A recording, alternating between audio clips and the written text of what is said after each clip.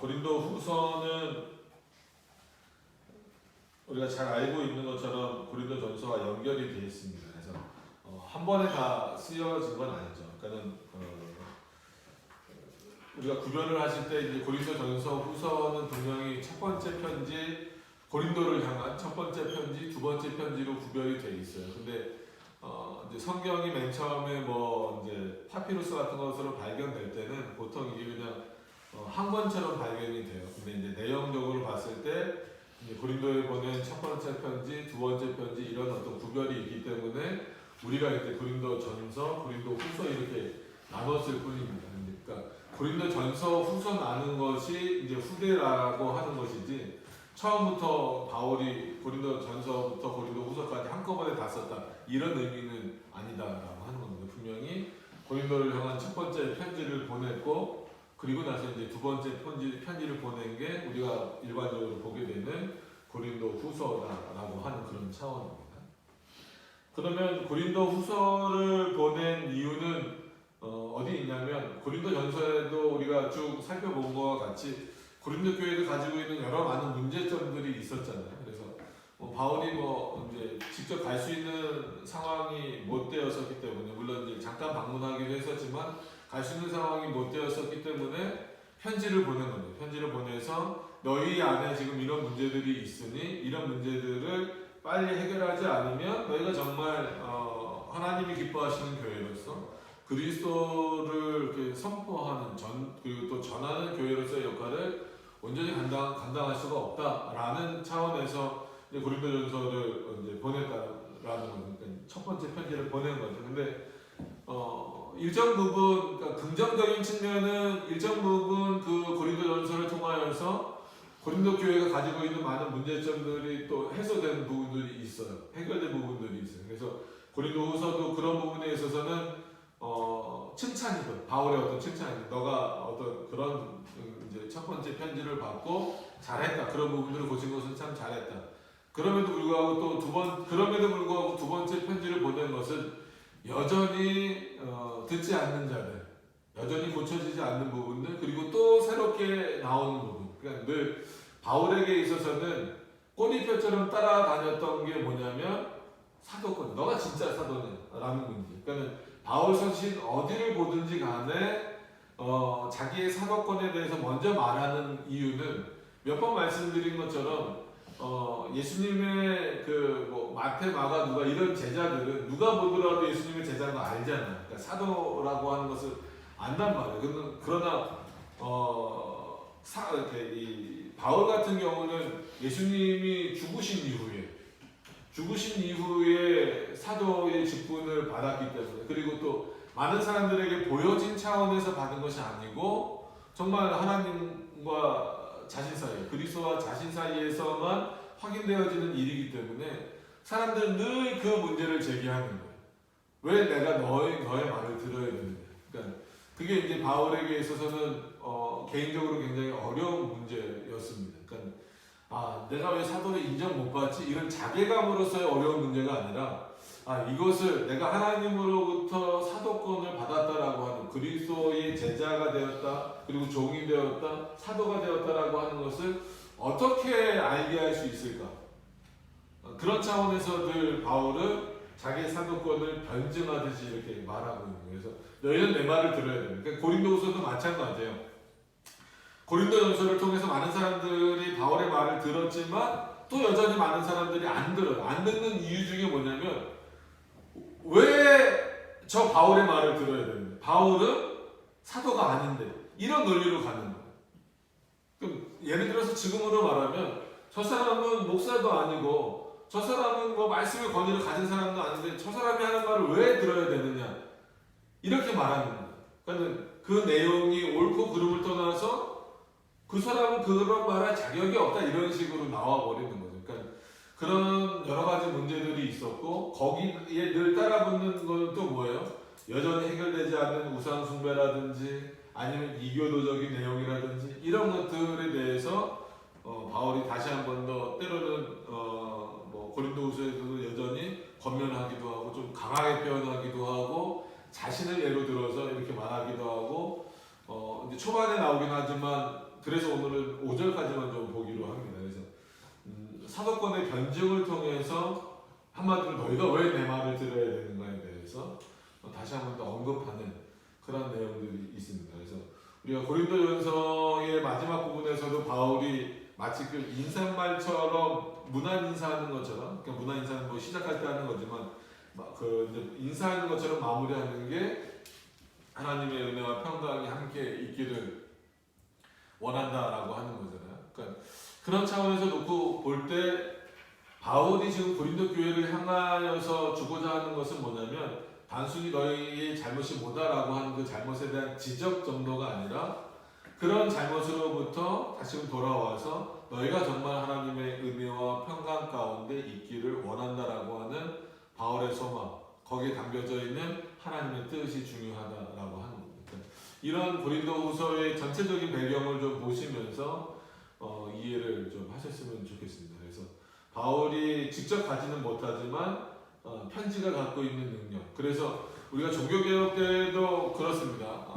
하나님의 말씀이 무기다라고 하면서 그럼 종교개혁자들의 무기는 뭐냐? 물론 이제 주민교리처럼 나가서 직접 싸운 경우도 있지만 보통 하나님의 말씀과 펜. 그 당시에는 이제 펜 갖고 뭐 하겠어요? 편지나 어떤 그런 글을 쓰잖아요. 편지도 그냥 글이 아니라 전부 다 신학적인 글이잖아요. 그러니까 우리가 오후에 보고 있는 이 기독교 강요도 어떤 의미에서 보면 왕에게 드리는, 그 당시 프랑스 왕에게 드리는 헌사잖아요. 그러면은 칼빈이 프랑스 왕에게 쓰는 편지란 말이에요. 그러니까 이 펜이죠, 펜. 이 펜을 가지고 하나님의 무기로 삼게 하셨다. 즉, 그 펜으로 쓰여지는 내용이 어떤 내용이냐면 진리의 내용이 거기에 담겨져 있기 때문에 그게 무기가 될 수 있다는 거예요. 그리스도인들에게 있어서는 나가서 그냥 막 싸우고 뭐 이런 거보다도 그래서 어떤 문제가 발생했을 때 뭐 우리나라도 그런 과거를 이제 겪었잖아요. 촛불을 들고 나가야 되냐, 태극기를 들고 나가야 되느냐라고 했을 때 좀 원론적인 답변일 수는 있어도 우리에게 하나님이 주신 무기는 뭐냐? 하나님의 말씀과 펜이다라고 했는데 요즘엔 그 역할을 잘 못하는 것 같아요. 이 펜을 들어서 쓰는 일이 너무 적어요. 그냥 자기 얘기, 자기 주관적인 얘기, 아니면 자기 어떤 감정적인 얘기들은 써낼지 몰라도 그 펜이라고 하는 무기 속에 왜 그 무기를 주셨는가? 진리를 담아내지 못하고 있다는 거예요. 그러니까 바울도 마찬가지. 지금 바울의 형편상 당장 그 문제가 있는, 아직도 완전히 그 문제가 해결되지 못한 고린도 지역으로 달려갈 수 없단 말이에요. 그러면은 어떻게 그 고린도 지역의 문제를 간과하지 않고 너무 해결할 수 있는 방법이 있느냐라고 했을 때는 하나님이 주신 무기인 펜을 드는 거예요. 펜을 들어서 뭐 거의 이제 알려진 대로 고린도후서는 빌립보 지역에서 이제 쓰여졌다라고 했어요. 그러면 전해준 사람은 누구냐라고 했을 때는 성경에 잘 알려진 인물입니다. 디도라는 인물. 디도서도 있잖아요. 디도라는 그 인물이 가서 또 편지를 전해주는 그런 역할을 하는 거예요. 그래서 이 편지의 권위가 어떤 권위로서 바울이 직접 와서 마치 말하는 듯한 그런 권위로서 인정받는 것이고, 더 나아가서는 하나님의 말씀으로 인정받는 그런 차원입니다. 그러니까 지금도 여전히 어떤 차원에서 보면 그리스도인들에게 있어서 가장 큰 무기는 여전히 살아계신 하나님의 말씀이고요, 성령이고요. 이 성경에 기초된 그 진리를 풀어내는 글이다라고 하는 거예요. 그래서 어떤 면에서 보면 그런 무기를 우리가 제대로 잘 활용하지 못하고 그냥 세상에서 일반적으로 사용하는 무기들을 마치 우리 무기인 것처럼 사용하는 경우가 너무 많다라고 하는 거예요. 그래서 그런 부분들은 좀 우리가 다시 한 번 더 생각해 볼 필요성이 있다라고 하는 겁니다. 자, 고린도후서의 배경들은 뭐 그거를 하면은 오늘 본문을 또 들어가기 좀 어렵죠. 그래서 고린도후서를 진행하면서 조금씩 또 말씀을 드리도록 그렇게 하겠습니다. 일단 1장 1절의 내용으로 들어가시면서 한번 이제 후서의 내용을 직접적으로 좀 보도록 하겠습니다. 1절에 보시면 하나님의 뜻으로 말미암아 어떤 의미에 있어서는 그래서 제가 몇 주 전에 설교할 때인가요? 오후 강의할 때인가 말씀드렸잖아요. 인간의 객관성보다 하나님의 객관성을 더 우선시 둬야 되고 더 우위에 둬야 된다는 말씀을 드렸잖아요. 그 이유가 여기 나오는 이유 중에 하나가 뭐냐면 하나님의 뜻으로 말미암아 그리스도 예수의 사도된 바울과 바울 자기가 자기 자신에 대해서 말하는 거잖아요. 그러니까 아까 말씀드린 것처럼 사람들이 너가 어떻게 사도가 됐는지 증명해봐라. 근데 지금처럼 무슨 신학교를 졸업하거나 아니면 목사 안수증이 있거나 뭐 안수패가 있거나 뭐가 저기 신분조회가 돼야 될 거 아닙니까? 그래서 요즘에도 워낙 목사님들이 이제 다양한 곳에서 많이 나오다 보니까 뭐 우리나라는 뭐 1년에 10,000명씩 나온다 그러잖아요. 그게 정규 신학교에서만 그렇게 나와요. 그러니까는 비정규 신학교나 뭐 일본 뭐 신학원이라고 쓰여져 있는 데서는 얼마가 나오는지 통계가 안 잡힙니다. 그래서 우리 대신교단 같은 경우도 뭐 대신뿐만이 아니라 그 정식 교단도 어쩔 수 없이 그런 데이터베이스를 다 해서 누구나 다 조회를 이렇게 한마디로 요청을 하면 검색이 다 되는 거예요. 예를 들어서 저를 검색하시려면 대신총회에 반석틀리교회 김명선 목사가 진짜 대신교단에서 안수를 받은 목사냐, 뭐 학교를 졸업한 목사냐, 안수증이 있는 목사냐, 이거가 이제 조회가 가능해졌어요. 그러면은 이제 그거를 요청을 하면 물론 개인 정보가 있으니까 주민번호나 이런 건 알려주진 않지만 뭐 주소나 언제 안수 받았다라든지 안수증이라든지 뭐 이런 것들에 대한 기록이 다 있는 거예요. 그러니까 이거는 말 그대로 누구의 객관이에요? 우리의 객관이잖아요.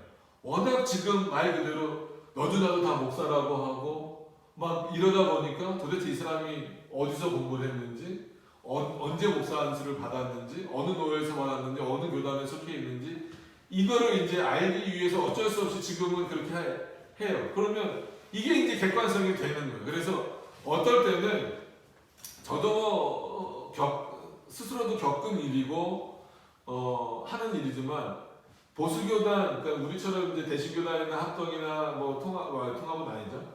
그 뭐 합신이나 뭐 이런 고신이나 이런 데처럼 보수교단 출신이다 그러면 성도님들이 어느 정도 안심을 해요. 아, 그래도 저 목사님은 뭐 합동 출신이래, 뭐 대신 출신이래. 그러니까 뭐 이상한 소리 듣지 않겠지.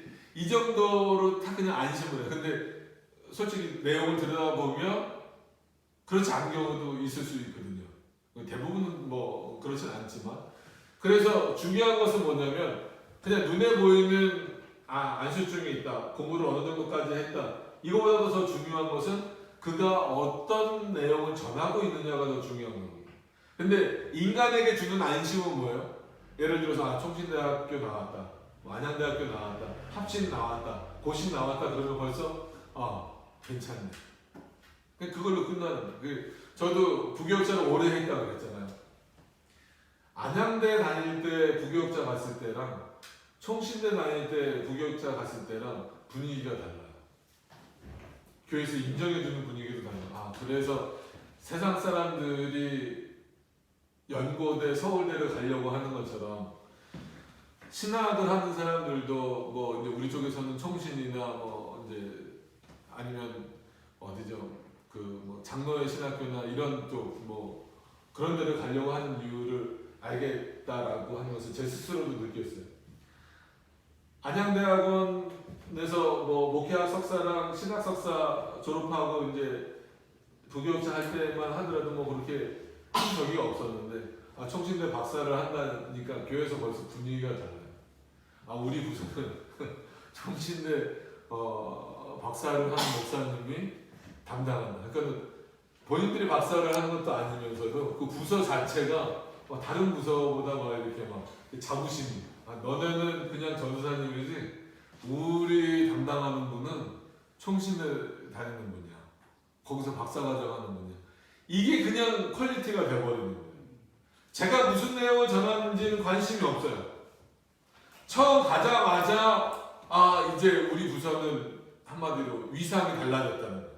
제가 무슨 얘기를 아직 하지도 않았는데 한 번도 설교하지도 않았는데도 불구하고 그래서 참 이게 세상 사람들뿐만 아니라 교회에서도 이렇구나. 그래서 저는 뭐 청빙을 가지는 않았지만 청빙 원서나 이런 걸 내면 솔직한 얘기로 저는 거의 1차 서류 합격은 다 해요.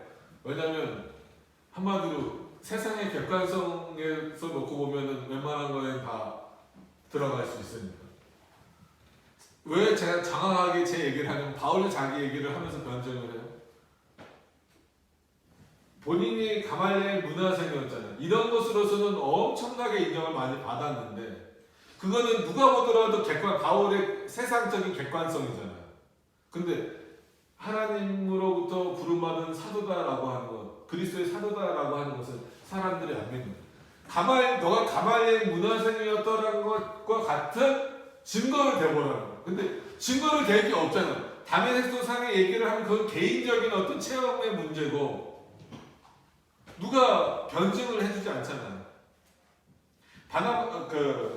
바나바가 열심히 옆에서 변증을 해주더라도 그 직접 얘기를 들은 사람만 조금 믿지 거기서도 많은 사람들이 안 믿잖아요.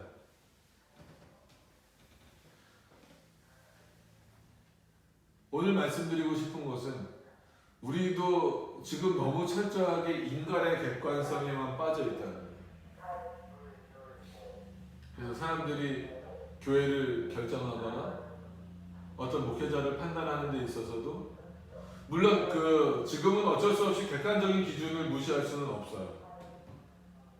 그 교회가 얼마나 바른 그 교단에 속해 있는가, 또 그 목회자가 그래도 어느 학교를 나왔는가, 이것이 중요하지 않다는 건 절대로 아닙니다. 근데 더 핵심적인 것은 그가 정말 하나님의 말씀을 올바로 증거하고 있는가가 오히려 그게 더 객관성이어야 된다. 그럼 바울이 내세울 수 있는 것은 뭐냐면 하나님의 뜻이다라는 거예요. 여기서 오늘 바울이 말하고 있는 것은 너희가 말하고 있는 객관성, 즉 인간이 말하고 있는 객관성은 내가 말해줄 수 있는 게 아무것도 없다라는 거예요. 근데 내가 나의 사도된 것을 말해줄 수 있는 유일한 방법은 하나님의 뜻, 이거 외에는 말해줄 수 있는 게 없다라는 거예요. 그게 뭐예요? 지금 다시 말씀드리면 하나님의 객관입니다. 하나님이 나를 그렇게 세우셨다는 거예요. 누구로? 그리스도의 사도. 그리스도의 예수의 사도. 이게 내가 유일하게 할 수 있는 말입니다. 바울이 다른 얘기 하지 않는 게 오히려 더 증거입니다. 어떻게 해서든 그러면 바나바를 한번 만나봐.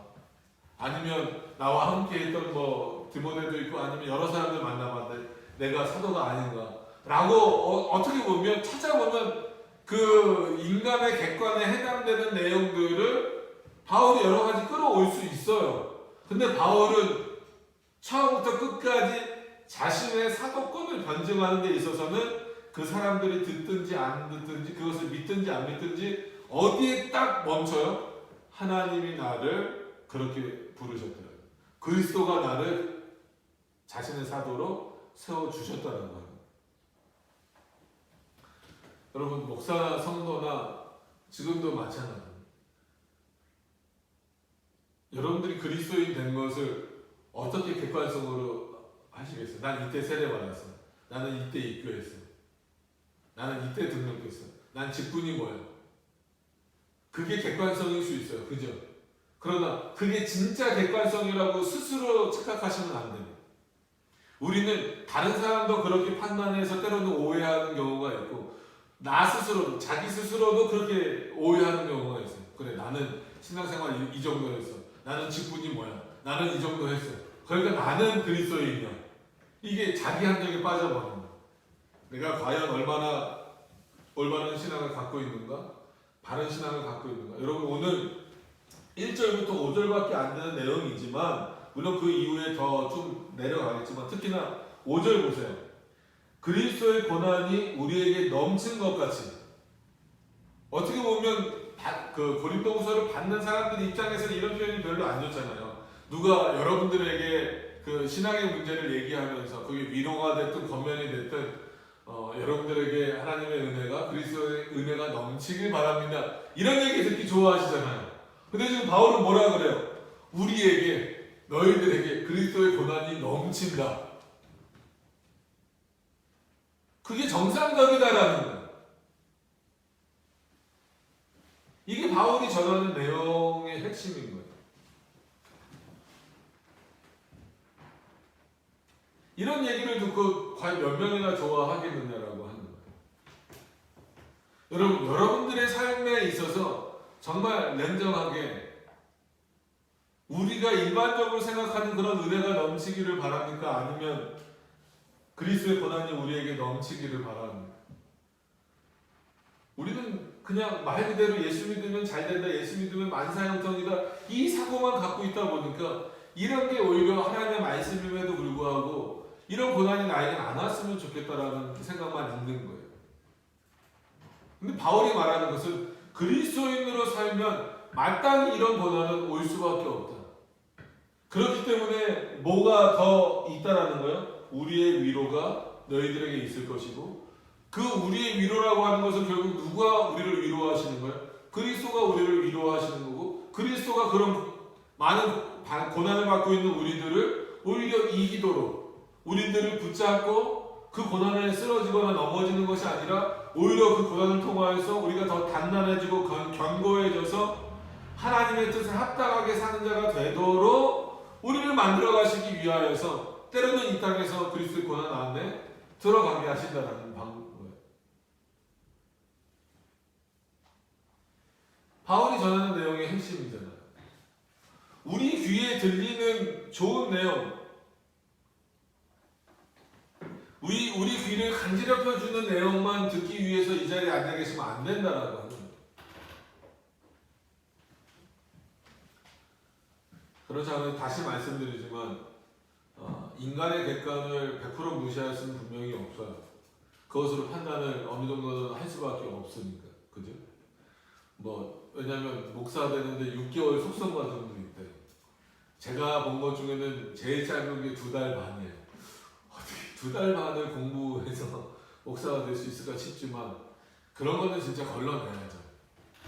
그렇지만 또 한 가지로는 또 반대로 말씀드리면 총신대 나오고 그 네덜란드 가서 박사학위 따갖고 오신 분 중에 한 분은 성령이 UFO라고 한 분도 있다고 했잖아요.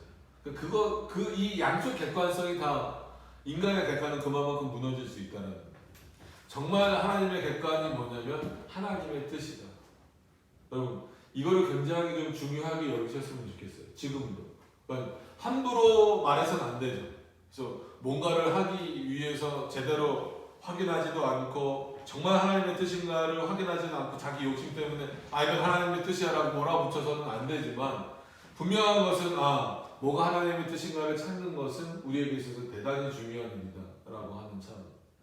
그러면 지금 우리에게 주어진 하나님의 객관은 뭘까요? 하나님의 말씀입니다. 말씀을 통해서 판단할 수 있어야 된다는 거죠. 말씀을 통해서 이게 하나님의 뜻인가 아닌가를 분별해낼 수 있는 능력이 우리 안에 있어야 된다는 그런 능력을 누가 주신 거예요? 성령 하나님께서 주시는 거예요. 그렇기 때문에 어떤 신비주의나 아니면 은사주의나 이런 데로 빠지시지 말라는 거예요. 거기는 의외로 신비로운 것 같지만 인간적인 객관이 훨씬 많잖아요. 내가 이렇게 체험해요. 여러분 만약에 바울이 본인이 다메섹 도상에서 품에 손을 집어넣었다가 꺼냈을 때 문둥병이 걸렸다가 요즘에 문둥병 좀 말하면 좀 그렇죠. 납병이 걸렸다가 또 넣었다 뺐을 때 납다가 보였다가 안 보였다가 이런 어떤 일들을 표현하긴 하지만 그거를 사도로 인정받았다라고 하는 것에 증거로 되진 않잖아요. 근데 바울처럼 영향력이 있고 어찌됐건 간에 권위가 있는 사람이 가는 곳마다 그리스도의 핵심적인 내용은 전하지 않고 자기가 체험했던 내용만 전하면 사람들은 어떻게 해요? 저도 바울처럼 되게 해주세요. 이런 건 상당히 많아요. 그래서 하나님 왜 저는 여기다 넣었다가 뺐는데 바울처럼 그런 일들이 안 벌어집니까? 왜냐하면 사람들은 그런 얘기를 들으면 나도 그런 경험을 체험해봤으면 좋겠다.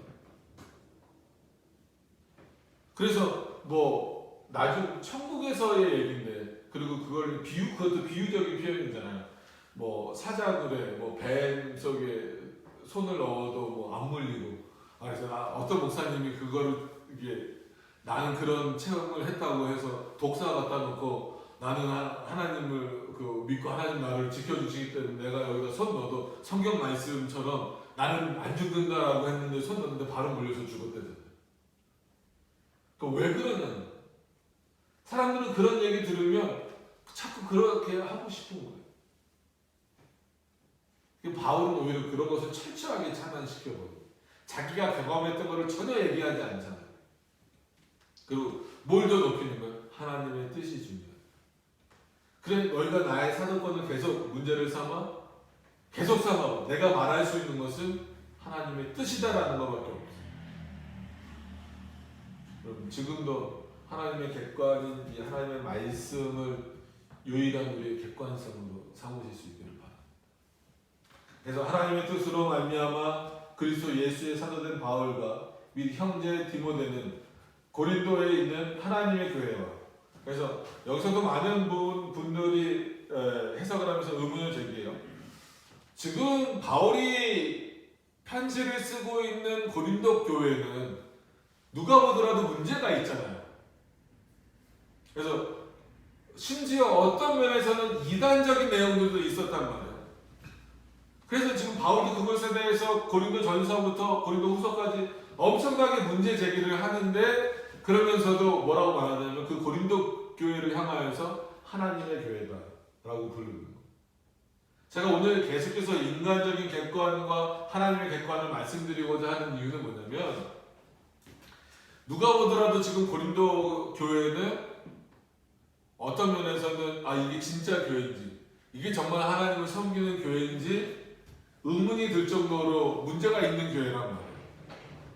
그래서 지금 보면 저 교회는 잘못된 교회야, 저 교회는 문제 있어, 저 교회를 예를 좀 범위를 좁히면 저 교회를 어떻게 장로교회라고 부를 수 있어, 저 교회를 어떻게 개혁교회라고 부를 수 있어, 이렇게 판단할 수 있어요. 근데 그럼에도 불구하고 바울은 하나님의 교회다라고 불러요. 칼빈이 이것을 주석하면서 뭐라고 표현하냐면, 고린도 교회의 모습을 보면 전혀 하나님의 교회답지 못하다라는 거예요. 지금 상태가. 어떤 의미인지 아시겠어요? 그러나 고린도 교회를 세우신 분이 누구냐? 라고 했을 때 정말 말 그대로 이단 교회라면 바울이 아예 편지조차 보내지 않았겠죠. 어떤 의미인지 아시겠죠? 근데 바울에게 하나님이 편지를 쓰도록 하신 이유는 그 교회가 지금은 어떻게 보면 올바르지 않고 정상적이지 않은 모습이어도 누가 세웠기 때문에? 내가 세웠기 때문에. 그리스도가 머리로 되셔서 세워진 교회이기 때문에 지금 그 교회가 문제가 있기 때문에 바울로 하여금 편지를 써서 보내도록 하신 거란 말이에요. 그러니까 너가 판단하듯이 그 교회가 지금 잘못됐다라고 해서 너희는 지금 하나님의 교회가 아니야 라고 말하지 말라는 거예요. 너가 보기에는 문제가 있고 너가 보기에는 잘못된 모습들이 많이 있고 심지어 너의 사도권을 가지고 문제 제기를 하고 있는 교회다라고 할지라도 그 교회는 누구 교회다? 하나님의 교회다. 그리고 그런 차원에서 지금 우리도 마찬가지입니다. 물론 이단을 이런 차원에서 다 인정해주라는 얘기는 절대 아닙니다. 그러나 어떤 교회를 판단하는 데 있어서 너무나 보여지는 것으로만 함부로 판단해서는 안 됩니다. 예를 들어서 우리 개혁신학의 핵심적인 내용을 가지고 지금 한국교회에 적용하면 우리 교회를 포함해서 어느 교회도 하나님의 교회가 없을 정도로 종교개혁 시대로부터는 많이 타락했어요. 많이 진짜 다시 천주교화되고 이방문화 받아들이고 세상의 객관적인 문화 다 받아들였어요. 그럼 그 종교개혁의 기준을 가지고 난도질 하듯이 적용을 해버리면 우리 교회부터 문제가 많아요. 어떤 의미인지 아시겠습니까? 그럼 대한민국의 정상적인 교회는 하나도 없는 거예요. 그럼 하나님이 대한민국에 안 계십니까? 한국 교회는 다 잘못된 교회입니까? 오히려 바울에게 있어서 그러지 말라는 거예요. 하나님이 세우신 하나님의 교회가 잘못됐다라고 하면 그것은 세우신 하나님이 잘못된 것이 아니라 거기 소속되어 있는 우리가 문제라는 거예요. 그래서 무교회주의, 일명 선교단체나 이런 그런 무교회주의라고 해서 막 교회 제도권 바깥으로 나가는 사람들 있잖아요. 교회 제도는 잘못됐어. 기성교회는 잘못됐어.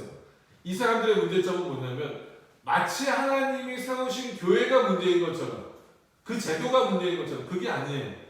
하나님이 세워놓으신 제도는 문제가 없죠. 그것을 올바로 지키지 못하는 우리가 문제인 거예요. 그럼 거기를 뛰쳐나가는 것이 아니라 그 안에서 올바르게 개혁되도록 그 일을 해야 된다는 거예요.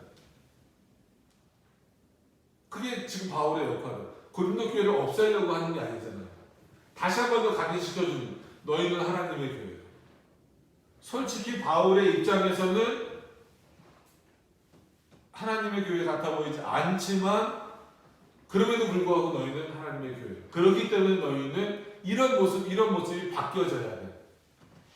어떻게 보면 이게 바울이 전하고자 하는 핵심이고 고린도 전후서를 통틀어서 특히나 후서에 있어서의 핵심.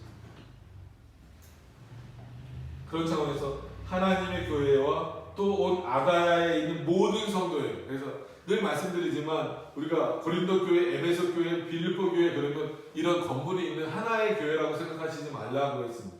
고린도 지역에 있는 교회인 거예요. 예를 드는 게 아니라 실제로.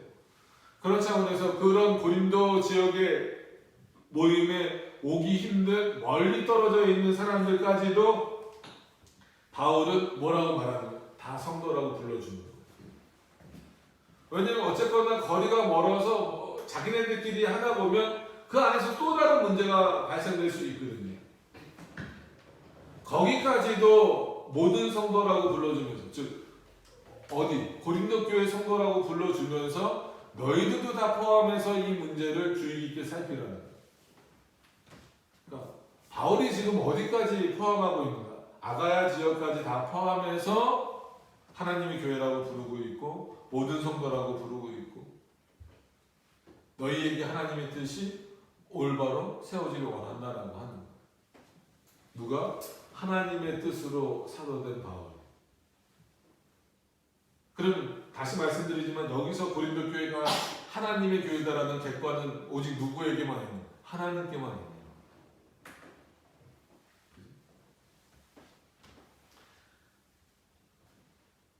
이런 모습이 지금 우리에게도 있어야 돼요. 그래서 참 어떤 면에서는 중요한 문제입니다. 우리가 늘 바른 교회로 특히 우리 개혁교회다 보니까 더 바른 개혁신학 안에서 그 개혁화 교회를 세워나가기 위해서 힘쓰고 애써야 되지만 늘 그 객관성은 물론 역사적인 객관성도 있지만 하나님에게 있다라고 하는 것. 그래서 이제 오후에도 이제 우리가 계속 세대의 문제를 살펴보겠지만 세대의 권위는 주는 자에게 있지 않다라는 거잖아요. 누구에게 있는 거? 하나님에게 있다라고 하는 것은 하나님의 권위가 더 높다라는 거예요. 삼위일체 하나님, 그 주시는 성부의 권위, 성자의 권위, 성령의 권위가 더 있다는 거예요. 오늘도 마찬가지. 하나님의 권위가 바울에게 있어서 이만큼 높아져 있다라고 하는 그것을 좀 깨달으라는 거예요. 그러니까 하나님의 권위, 하나님의 뜻이다라고 하는 것만 너희가 깨닫는다 하더라도 고린도 교회에 있는 많은 문제들은 해결될 수밖에 없다라고 해요. 지금 한국 교회가 갖고 있는 많은 문제점들 중에서 여러 가지 뭐 솔직히 돈 문제도 있을 수 있고 어떤 뭐 여러 가지 많은 문제들이 있을 수 있지만 그런 문제를 해결할 수 있는 가장 기본적이고 기초적이고 분명하고 확실한 해결책은 뭐예요? 하나님의 뜻. 하나님의 교회다라고. 이 객관성이에요. 그게 없어진 결과가 지금 고린도 교회처럼 된 것처럼 좀 한국 교회가 이렇게 돼가고 있다는 겁니다. 자, 2절로 넘어가서 보시면 하나님 우리 아버지와 주 예수 그리스도로 쫓아 은혜와 평강이 있기를 원한다. 이것은 바울의 실제 바람이면서 뭐예요? 자신의 신앙 고백입니다. 그러니까 본인이 사도됐다라고 하는 것에 대한 고백인 거죠. 하나님 우리 아버지와 주 예수 그리스도를 쫓아. 그러니까 이게 이 당시에는 반드시 있어야 되는 신앙 고백. 지금도 마찬가지잖아요. 하나님에 대한 고백은 잘 보세요. 유대교인들은 지금 이스라엘도 마찬가지 뭐 약간 달라지긴 했지만 유대교의 특징은 뭐예요? 여전히 하나님은 성부 하나님이에요. 메시아는 아직도 기다리고 있잖아요. 그리스도로 하나님을 인정하지 않고 구주로 인정하지 못하잖아요. 이 당시에도 마찬가지 문제가 있었단 말이에요. 그렇기 때문에 하나님과 그리스도와의 관계를 함께 고백하는, 올바르게 고백하는 것은 굉장히 중요한 문제였어요. 왜냐하면 이 당시에도 그리스도의 인성을 부정하거나 그리스도의 신성을 부정하거나 그리스도가 하나님의 아들이라고 하는 것을 부정하는 일들이 수없이 많이 일어났잖아요. 그게 지금 고린도 교회 안에서도 엄청나게 문제가 됐었다는 거예요. 바울이 고린도 전서부터 그것에 대해서 계속 얘기했는데도 불구하고 또 말씀드리지만 일부는 들었지만 일부는 여전히 듣지 않고 부정하고 있다는 거예요. 그렇기 때문에 바울은 어떤 면에서는 올바른 신앙 고백이지만 다시 한 번 더 의도를 갖고 고백을 하는 거예요. 내가 너희한테 고백하는데 너희에게 그러니까 하나님의 은혜와 평강이 있기를 원하는데 어떤 차원에서 이런 신앙 고백 가운데 있기를 원한다. 즉 하나님 우리 아버지와 주 예수 그리스도로 말미암아 너희에게 은혜와 평강이 있기를 원한다. 구체적으로 살펴보시면 우리의 은혜와 평강은 누구로부터 온다는 거예요? 하나님으로부터, 삼일체 하나님으로부터 온다. 우리의 구주 되신 그리스도로부터 온다는 거예요. 정말 은혜는 그리스도의 은혜예요. 정말 평강은 그리스도의 평강. 세상이 주는 평강이 아니잖아요. 세상이 주는 것과는 본질적으로 다르잖아요. 어떤 것과 비교하실 수 있겠어요? 비유를 들 게 없어요. 이 은혜와 평강이라는 것에 있어서 우리가 살아가면서 사람들에게도 다른 사람들에게도 은혜를 받을 수 있고 그잖아요. 도움을 받을 수 있잖아요. 오늘 이따가 광고하려고 했지만 얘기가 나왔으니까 이제 몇 번 한 2번 정도 이제 선교헌금을 보내주셨던 그 선배 목사님 교회가 있다고 했잖아요. 근데 얼마 전에 또 연락을 주셨어요. 그래서 그냥 매달 적은 금액이지만 저희는 굉장히 큰 금액입니다. 매달 5만 원씩 이렇게 선교헌금을 정기적으로 보내주겠다라고 연락을 주셨어요. 그래서 너무 감사하죠. 그것도 어떻게 보면 은혜잖아요. 감사하죠. 그래서 개인적으로 그러니까 잘 생각하셔야 돼요. 그거 하나님이 그분을 감동하셔서 하신 거니까 그거는 하나님께만 감사드리면 돼. 그 목사님한테는 감사할 필요 없어. 왜? 하나님이 그 사람을 감동하신 거니까. 이렇게 나가면 안 되는 거예요. 인간적으로 감사할 건 감사하네. 얼마나 감사합니까? 정말 감사하네. 그래서 그 개인적인 감사는 인간에게도 돌려야 되지만 그 인간에게 돌리는 감사와 하나님께 돌리는 감사는 본질적으로 다르다. 왜? 주어지는 은혜 자체가 다르기 때문에 그래요. 이게 사람에게서 받는 은혜나 평강은 일시적이고 제한적일 수밖에 없어요. 그러나 하나님이 주시는 것은 다르다라는 것을 인식하라. 여러분 이런 인식이 없이 내가 그리스도인이다, 내가 성도다 이렇게 말할 수 있습니까? 어떤 은혜를 간구하고 계십니까? 누가 나를 좀 도와줬으면, 누가 나에게 좀 뭔가 도움을 줬으면, 뭔가 이렇게 일들이 잘 해결되어졌으면, 그게 잘못됐다라는 건 아니지만 눈에 보이는 사람, 눈에 보이는 환경 정도 그게 변화해서 감사 그 정도 수준이 아니어야 된다는 거예요. 눈에 보이는 변화가 없더라도 심지어 눈에 보이는 변화가 오히려 고난의 연속이라 할지라도 우리가 계속해서 바울을 꺼내면 또 하나 꺼내드는 얘기가 뭐예요? 바울이 이 세상의 삶의 내용만 놓고 보면 바울이 그리스도를 만나지 않았다라면 바울은 여전히 이 세상에서는 고난과 전혀 상관없이 환난과 상관없이 평안하게 아주 영광스럽게 많은 권력과 아니면 권력과 권위와 이런 것들을 다 누리며 살 수 있었잖아요. 근데 오히려 그리스도를 알고 난 이후부터 그의 삶은 고난의 연속이란 말이에요. 근데 그는 뭐라고 고백해요? 오늘처럼 하나님과 아버지 되신 하나님과 그리스도로 말미암아 은혜와 평강 가운데 나는 있다면 그 평강이 누구에게? 너에게도 있기를 원한다는 거예요. 이게 연결되어지는 거예요. 그런 차원에서 그리스도인들은 그리스도로 인하여서 받는 고난은 은혜와 평강으로 생각하셔야 돼요. 그래서 다른 사람을 판단하고 평가하기 전에 나는 정말 참된 그리스도인인가? 나는 정말 이렇게 고백하고 있는가? 이런 신앙 고백을 하고 있는가? 나는 지금 은혜를 누구에게서 구하고 있는가? 나는 지금 평강을 누구에게서 구하고 있는가? 깊이 생각해 보셔야 된다. 그래서 3절 찬송하리로다. 바울이 참 자주 쓰는 표현이죠.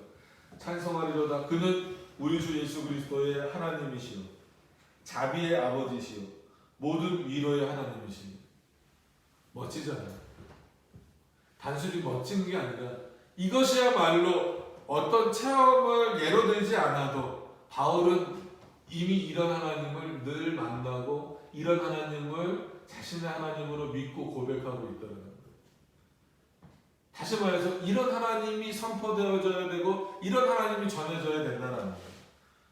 어떤 하나님을 찬양하시겠습니까? 우리 주 예수 그리스도를 보내주셔서 우리를 구원하신, 우리에게 영생을 주신 그 하나님, 그 아버지 되신 그 하나님을 찬양하고 자비의 아버지, 또 모든 위로가 되시는 하나님을 찬양하는 거예요. 눈에 보이는 위로, 눈에 보이는 자비, 눈에 보이는 도움, 그것도 물론 중요하겠지만 정말 중요한 건 뭐예요? 그 바울의 심령 가운데 심겨져 있는 하나님의 위로, 하나님의 평강, 하나님의 은혜, 거기서부터 나오는 찬송하는, 거기서부터 나오는 감사와 영광이 우리에게 있어야 된다.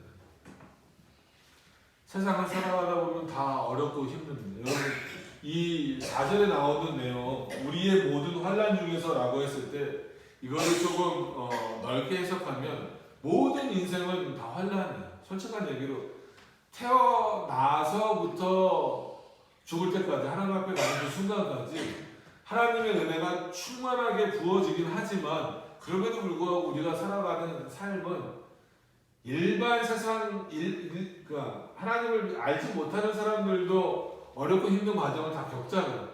그렇지만 그리스도인들도 그거를 피해갈 수는 없잖아요. 똑같이 다 겪잖아요. 오히려 이제 그리스도인 됐다고 더 심하게 겪는 경우도 있고, 그래서 어떤 면에서는 이 인생 자체가 환난이다. 그래서 우리가 뭐 구약을 그때 그럴 때 자주 인용하잖아요. 야곱이 그 이제 요셉을 통하여서 바로 앞에 섰을 때 바로가 묻잖아요. 어떻게 살았냐 했을 때 물론 하나님이 나를 인도하셨다는 그런 아주 훌륭한 신앙 고백적인 표현도 하지만 뭐라고 표현해요? 나는 아주 험악한 세월을 살았습니다. 그럼 그의 야곱의 인생을 놓고 보면 그렇죠. 형에게 그 장자권을 뺏어서 막 도망가는, 그래서 그 광야에서 하나님과 싸워서 환도뼈가 부러지는 일을 겪고, 또 뭐예요? 그 삼촌 집에 가서 좋은 일만 있는 게 아니잖아요. 죽어라 무보수로 지금으로 말하면 진짜 월급도 한 편 못 받고 고생하면서 물론 풍족하게 그런 삶도 살았지만 그런 모든 내용을 놓고 보면 그 인생을 돌이켜 보면 어떤 면에서는 진짜 험악한 인생을 사는 거죠. 그렇잖아요. 장자권을 얻었다라는 것 자체는 엄청난 은혜잖아요. 엄청난 하나님의 축복이잖아요. 근데 그런 축복을 받았던 야곱이 어떻게 됐다라는 거예요. 정말 진짜 차라리 그랬으면 그냥 그거 안 받고 편안하게 부모님 옆에서 사는 게 나을 정도의 삶을 그가 살았잖아요. 근데 동시에 다 보세요. 바로 앞에서 나는 험악한 삶을 살았습니다라고 말하는 그 야곱이 하나님 앞에서 하나님의 은혜를 고백하잖아요. 이것은 뭐냐면 바로 앞이기 때문에 그랬다라는 의미가 아니라 모든 인생은 그럴 수밖에 없다는 거예요. 아마 뭐 여기서도 그러실 수 있을 거예요. 물어보면 뭐 진짜 전쟁을 겪으신 분도 있으니까 그럼 그 전쟁 얘기 들으면 야 그거 어떻게 그 어려움과 힘듦을 했을까? 그뿐만이 아니잖아요. 살아오다 보면 좋은 일만 있지 않죠. 여기서 제일 막내가 저희 둘째인데 아마 저한테도 물어보면 험한 세월이 있었을 거예요. 힘든 시간이 있었을 거예요. 아직 10년도 안 살았는데. 그러면은 하나님의 은혜가 없는 겁니까? 아니잖아요. 오히려 환난이 크면 클수록 하나님의 은혜는 더 놀라웠다라고 하는 거예요. 그 바울이 스스로가 증거하고 있는 거예요. 그러니까는 이런 차원에서 뭐 환난을 두려워할 필요가 없다. 누구는 최소한 그리스도인이라고 한다면 우리에게 은혜와 평강을 주신 하나님이 그리스도를 우리에게 보내주신 하나님이시고 나에게 있어서 자비의 하나님이시고 나에게 있어서 위로의 하나님으로 계시다면 내가 비록 이 땅에서 환난 가운데 지나가고 있다 할지라도 그 나그네 길을 환난 가운데 지나가고 있다 할지라도 내 인생길은 어떤 면에서 보면 환난의 길이고 고난의 길이지만 또 한편으로 보면 하나님의 위로가 넘치는 하나님의 은혜와 평강이 넘치는 길이다. 너희가 이걸 모르는데. 그러니까 2절에 나온 것처럼 그리스도의 은혜와 평강이 너희에게 넘치길 원한다라고 말할 때 또 많은 사람들이 그러겠죠. 뭐가 넘치냐? 난 모르겠다. 나는 하나님 믿어도 난 예수 그리스도 믿어도 도대체 내 삶에서 뭐가 은혜가 넘치는지 무슨 평강이 넘치는지 모르겠다. 난 삶이 똑같다. 뭐 내가 갑자기 예수님 믿었다고 돈을 많이 버는 것도 아니고 건강이 확 좋아지는 것도 아니고 환경이 좋아지는 것도 아니고 아무것도 아니더라라고 말하는 마치 그렇게 말하는 사람들에게 바울이 다시 한 번 더 확언하는 거잖아요. 그런 모든 삶 속에서도 누가 인도하고 계신다? 하나님이 인도하고 계신다. 그래서 4절에 보세요. 우리의 모든 환난 중에서 우리를 위로하사 우리로 하여금 하나님께 받은 위로로서. 그럼 바울도 위로하는 거예요. 바울의 위로를 받고 너희가 그 위로를 받으라는 거예요. 근데 그 위로는 누구로부터 오는 위로다? 바울로부터 오는 위로가 아니라 하나님으로부터 오는 위로. 그런 차원에서 목회자는 그런 마음이 분명히 있어요. 성도를 위로하고자 하는 마음이 있어요. 이거는 목회자뿐만이 아니라 성도들 서로도 위로해줘야 돼요.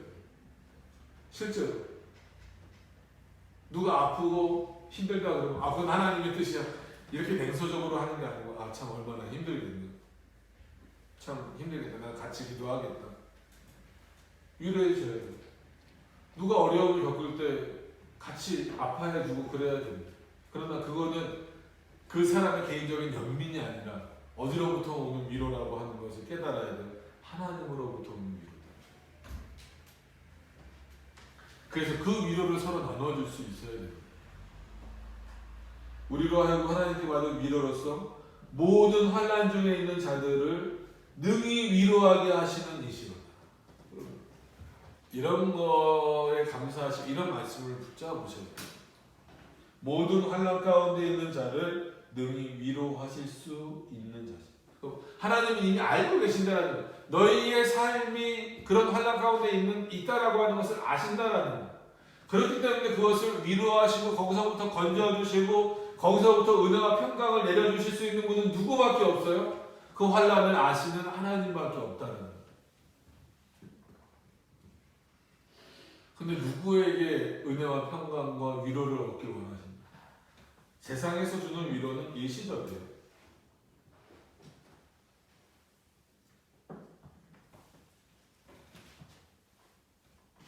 그 일시적인 위로에만 기대시지 말고 영원한 위로자가 되시는 그 하나님께 한마디로 기대세요. 하나님께 기대는 것은 자연스러운 일입니다. 당연한 일이에요.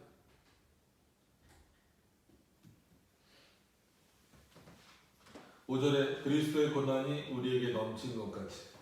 그럼 한편으로 잘못 보면 좀 뭐라 그럴까요?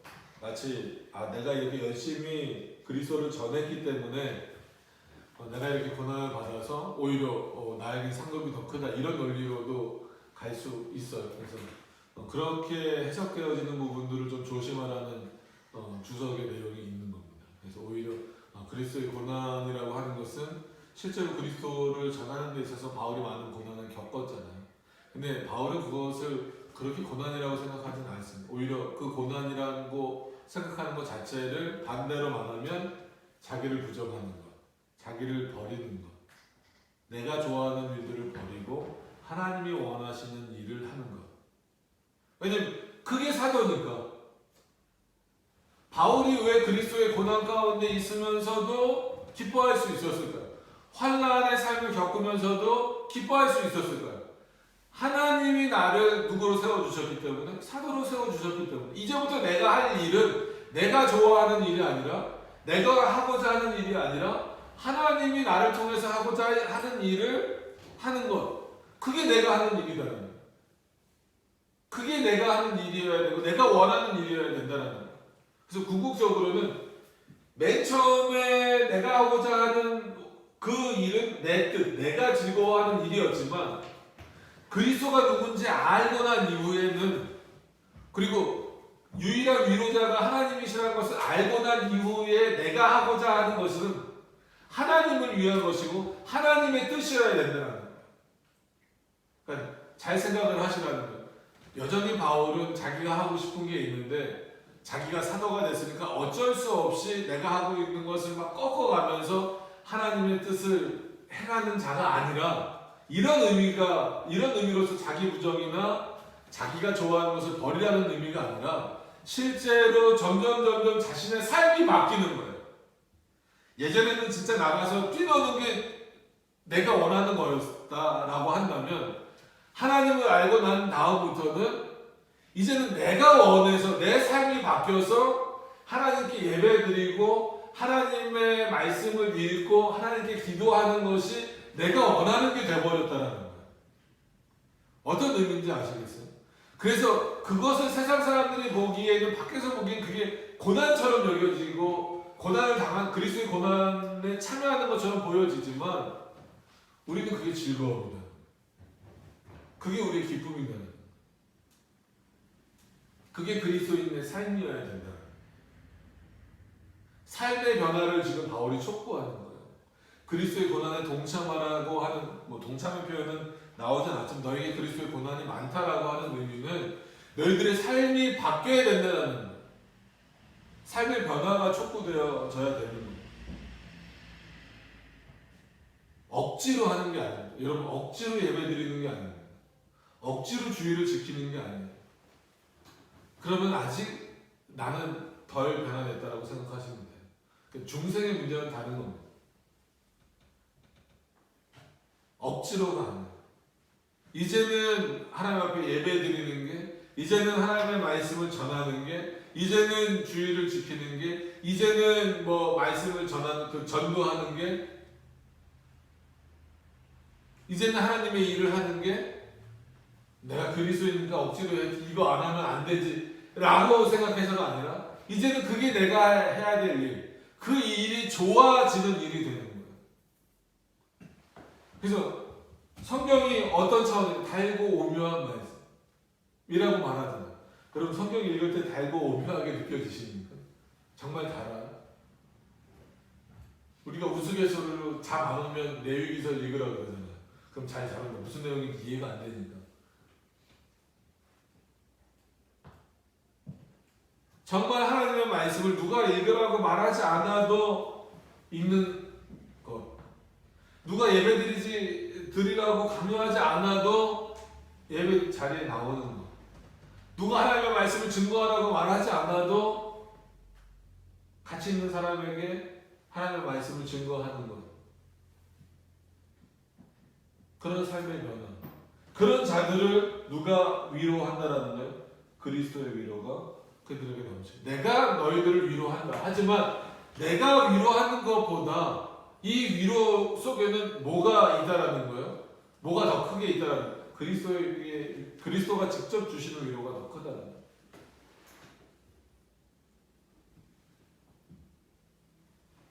그래서 오늘 고린도 후서를 시작하면서 우리가 좀 핵심적으로 생각하셔야 될 것은, 이제 고린도 교회가 갖고 있는 어떤 문제점들에 대해서는 계속 내용을 살펴보면서 이제 봐나갈 것이지만, 바울이 그 문제점을 말하기 이전에 단순히 자기 사도권을 변증한다는 정도로만 보시지 않았으면 좋겠어요.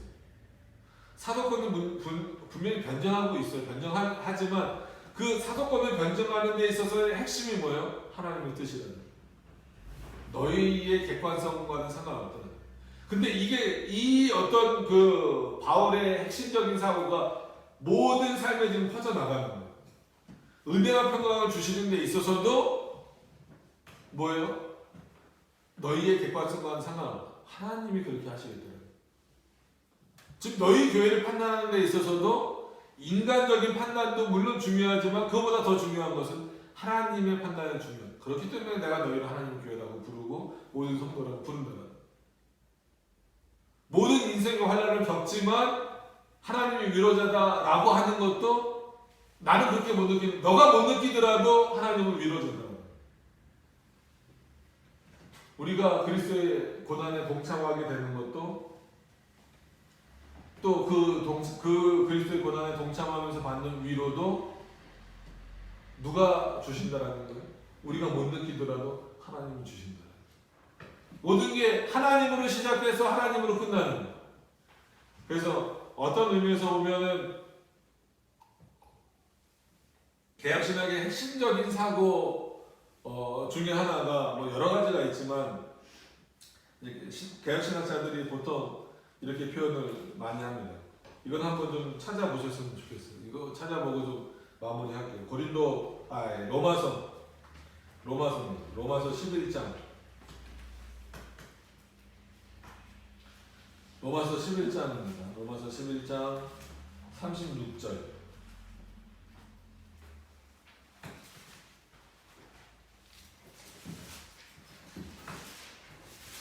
이것도 이제 뭐 바울의 그 있잖아요. 로마서 11장 36절. 자, 다 찾으셨으면 함께 읽도록 하겠습니다. 시작. 이는 만물이 주에게서 나왔고 주로 말미암고 주에게로 돌아갑니다. 영광이 그에게 세세히 있으리로다. 아멘. 이 한 문장으로서 어떻게 보면 바울의 모든 신학이 다 담겨져 있는. 뭐라고요? 제가 더 덮어보면. 이는 만물이 주에게서 나오고 주로 말미암고 주에게로 돌아갑니다. 모든 만물이, 이 모든 우주가, 그리고 우리는 그로부터 나왔고 그로 말미암는다라고 하는 것은 이 세상을 살아가면서 그 하나님으로부터 떨어질 수가 없는 거예요. 근데 우리는 떨어진다라고 자꾸 생각을 하죠. 하나님이 나한테 관심이 없다라고 생각을 하죠. 하나님이 없다라고 심지어 말하는 경우도 있죠. 너희가 아무리 그렇게 말한다 할지라도 우리는 주로 말미암아 그리고 궁극적으로 그에게로 돌아갈 것이다. 처음부터 끝까지 하나님과 연관되지 않은 일들은 없어요. 이게 바울에게 있어서 그의 신앙을 이루는 데 있어서 핵심입니다. 여전히 고린도서에서도 나타나요. 그래서 주께 하나님의 뜻 1절에 나와.